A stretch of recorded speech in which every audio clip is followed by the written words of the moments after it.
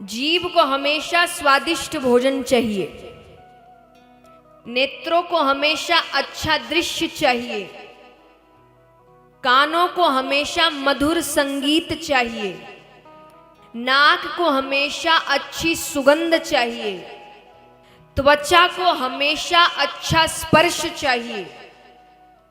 इन चीजों से तृप्ति, भगवान कहते तृप्ति चाहिए तो इनका त्याग करना पड़ेगा। कोई चीज ग्रहण करते करते आप नहीं बोल सकते कि मुझे तृप्ति नहीं मिल रही, तृप्ति नहीं मिल रही। भगवान कहते छोड़ोगे नहीं तो तृप्ति मिलेगी कैसे? क्योंकि कईयों का ये सुझाव रहता है कि अगर कोई चीज छोड़नी है तो उसको इतना कर लो कि मन भर जाए।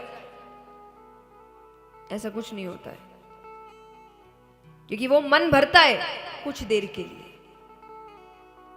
जैसे मान लीजिए किसी तरीके का खाना आप बहुत दिनों से खा रहे हैं तो आपका मन भर जाता है उससे, वो खाने का मन नहीं करता तो कई दिनों तक आप उसको हाथ नहीं लगाते, पर कुछ दिनों बाद अगर वही खाना वापस परोसा जाए तो आप खा लोगे।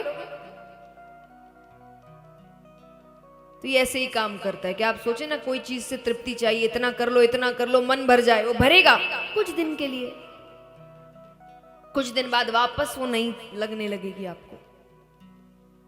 तो भगवान कहते हैं तृप्ति चाहिए तो त्याग करना पड़ेगा।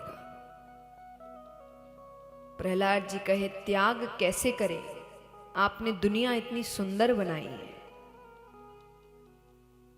भगवान कहे दुनिया इसीलिए सुंदर नहीं बनाई थी कि तुम मुझे भूल जाओ। मैंने तो दुनिया इसीलिए सुंदर बनाई थी कि तुम्हें मेरा भजन करने में कोई तकलीफ ना हो। और तुमने तो मुझे ना मनाने का कारण ही ये दुनिया बना लिया।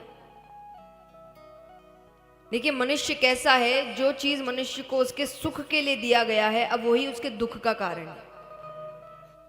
भगवान कहते तुम अकेले ना पढ़ो तो मैंने तुमको परिवार दिया। अब कई लोगों को परिवार में भी अकेलापन महसूस होता है तो भगवान कहते मैंने हमसफर दिया कि कोई एक व्यक्ति वो सिर्फ तुम्हारा है, मैंने तुमको हमसफर भी दिया। उसके बाद तुम अपनी खुशियां बांट सको, मैंने तुमको रिश्तेदार दिए, मित्र दिए। तुम जिंदगी चला सको, मैंने काम दिया। अपना परिवार आगे बढ़ा सको, संतानें दी। अब तुमने तो इसी को अपने दुख का कारण बना लिया। किसी भी व्यक्ति से पूछिए वो दुखी क्यों है, वो यही 4-5 कारण बताएगा। कोई परिवार से दुखी, कोई बीवी से दुखी, कोई पति से दुखी, कोई बच्चों से दुखी, कोई रिश्तेदारों से दुखी, कोई काम से दुखी। भगवान कहते जो मैंने तुमको सुखी रखने के लिए दिया तुम उसी से दुखी हो। यानी मनुष्य कैसा है कि जो चीज उसके अच्छे के लिए दिया उसने उसी से अपने आप को बर्बाद कर लिया। एक बार एक सेठ जी थे, बहुत धर्म का काम करते थे। उनको पता चला किसी गांव में पानी की बहुत दिक्कत है तो उन्होंने वहां कुआं बनवा दिया। अच्छा किया, गांव वालों के लिए भी सहूलियत हो गई। कुछ दिनों बाद उस कुएं के पास कुछ बच्चे खेल रहे हैं, उसमें से एक बच्ची का पैर फिसल गया, वो कुएं में गिर गई, मृत्यु हो गई। अब बच्ची के पिता कह रहे हैं सेठ जी की वजह से मेरी बच्ची मरी, ना तो ये कुआं बनवाते ना बच्चे इसमें गिरते। तो सेठ जी ने कुआं इसीलिए बनवाया था। गलती हमारी है, हमने बच्चों को कुएं के पास जाने दिया। तो ये दुनिया, ये संसार एक कुएं की तरह है। देखिए आजकल कुएं से पानी तो कोई नहीं भरता, लेकिन पता तो होगा कैसे भरते। कुएं से पानी कैसे निकालते हैं? अंदर जाके, हाँ, रस्सी से निकालते हैं। हाँ, बाल्टी को रस्सी से बांध के, हाँ,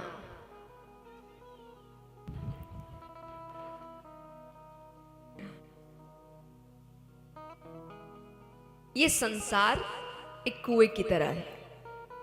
बाहर खड़े रहकर अपनी जरूरत की चीजें निकालते रहो। ज्यादा अंदर जाने की कोशिश करोगे डूब जाओगे। तो इस संसार को कुएं की तरह देखो, मुझे बाहर खड़े रहकर अपने काम की चीजें निकालते रहना है, ज्यादा अंदर नहीं घुसना है। तो यहां पर भगवान भी यही कह रहे हैं कि मैंने कुआं किस लिए बनाया कि तुम बाहर खड़े रह के पानी निकालते रहो, पर तुम तो डुबकियां लगा रहे हो और फिर कह रहे हो हम डूब रहे हैं, हम डूब रहे हैं। भगवान ने क्या बना दिया? अरे अंदर जाने के लिए थोड़ी बनाया था। तो भगवान प्रहलाद जी को समझा रहे हैं कि और इन सब चीज का एक बहुत बड़ा कारण है कि मैंने जिस कारण ये सब किया था कि तुम्हें मेरा भजन करने में कोई दिक्कत ना हो, तुमने तो वही छोड़ दिया। तुम दुनिया का हर काम कर रहे हो सिवाय सत्संग के, और हर काम मर्यादा में कर रहे हो। हम दुनिया का हर काम मर्यादित करते हैं। स्कूल समय पर जा रहे बच्चे, ट्यूशन समय पर जा रहे हैं, ऑफिस समय पर जा रहे हैं, घर के काम समय पर हो रहे हैं, मनोरंजन तक समय पर हो रहा है। कि हफ्ते में एक दिन छुट्टी का दिन है, इस दिन आराम करेंगे, या इस दिन घूमेंगे, या इस दिन बच्चों के साथ समय बिताएंगे, मनोरंजन करेंगे। पर सत्संग का कोई भी दिन, मंदिर का कोई भी दिन, वो अपने हिसाब से, समय मिला तो ठीक है, नहीं मिला तो, ये खास करके जो पुरुष वर्ग बैठा है उनके लिए कहूंगी मैं। क्योंकि देखिए यहां पर आप सबने कथा कराई तो बहुतों को निमंत्रण दिया होगा, है ना? तो कई बार पुरुष वर्ग से जवाब आता है संडे के दिन आएंगे। यहां भी संडे की छुट्टी होती होगी, है ना, बाजारों की। संडे होती है ना? हाँ, आप अपना दिन मान लीजिए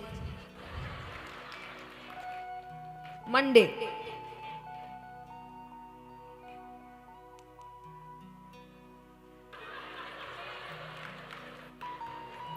जिस भी दिन होती है, ठीक है, 7 दिन में से जो भी दिन मान लो कि जो भी एक दिन छुट्टी का दिन होता है तो लोग कहेंगे उसी दिन आएंगे।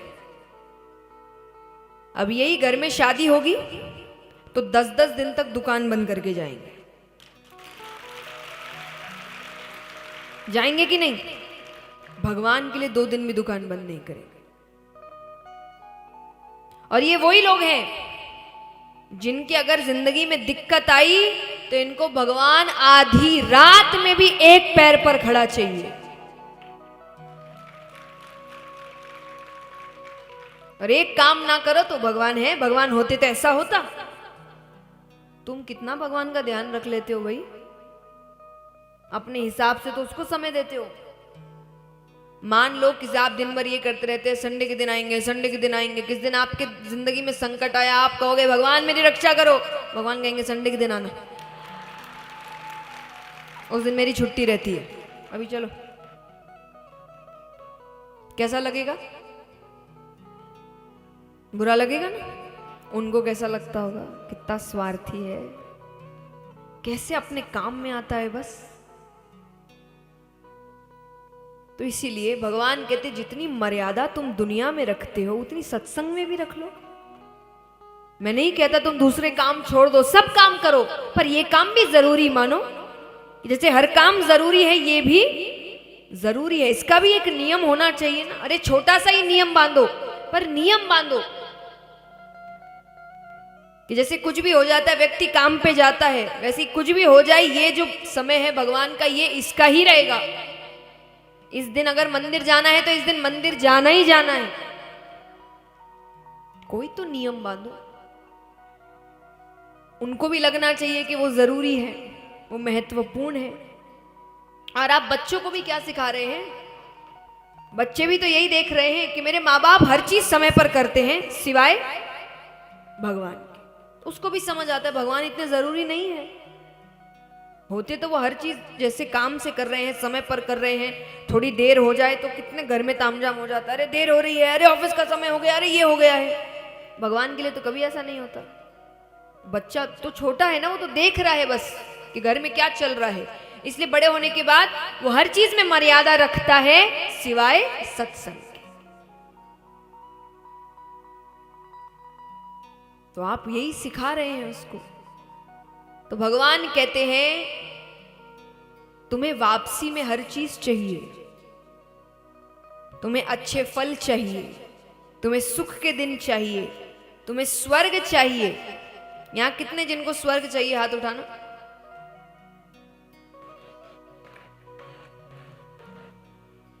अरे जो हाथ नहीं उठा रहे मैं क्या मानूं। देखिए जगह तो दो ही होती है, स्वर्ग नरक। बाकी भगवान के धाम वो तो पता नहीं है, वो बिरले ही होते हैं। वो हो गया तो हो गया, वो हाथ की बात नहीं है। लेकिन ऐसे दो ही स्थान है, स्वर्ग और। तो स्वर्ग कौन कौन जाना चाहते हैं? तो मरना तो पड़ेगा कि खुद के मरे बिना स्वर्ग भी नहीं मिलता, कि स्वर्ग पाने के लिए भी मरना पड़ेगा। कुछ भी अगर अच्छा चाहिए तो उसके लिए कुछ करना पड़ेगा। भगवान कहते दुनिया की कुछ चीजों में बदली नहीं चलती। बदली मतलब एक्सचेंज, कि आपके बदले कोई और कर ले। जैसे भोजन कोई और करेगा, आपका पेट भर जाएगा, आपको ही करना पड़ेगा। शादी आप कह दे भाई मेरी जरूरी मीटिंग है, फेरे तुम ले लो, कर सकते हो ऐसे। मृत्यु मेरे अच्छे दोस्त हो ना, मेरे घर में शादी है, मेरे बदले मर जाओ, कर सकते हैं। वैसे ही सत्संग, सत्संग में भी बदली नहीं चलती। आपके बदले का सत्संग कोई और, ये भी पुरुष वर्ग के लिए है। मैंने कई पुरुषों को कहते हुए सुना है, हम तो काम करते हैं, पत्नी पूजा पाठ करती है, हमें पुण्य मिल जाता है। कुछ नहीं मिलता, 1% नहीं मिलता। और याद रखना, हो सकता है आपके किसी काम के लिए उन्होंने पूजा पाठ की होगी, आपका काम अगर हो गया उसका पुण्य भी उसको मिलेगा।